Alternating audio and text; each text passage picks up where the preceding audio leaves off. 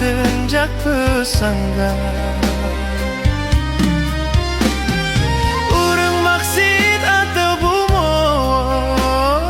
alam jimu era bana laki tulong duminsannya kasabono nebri bala ampun ya Allah kamu ampun kaseku hukum lagi nyorupa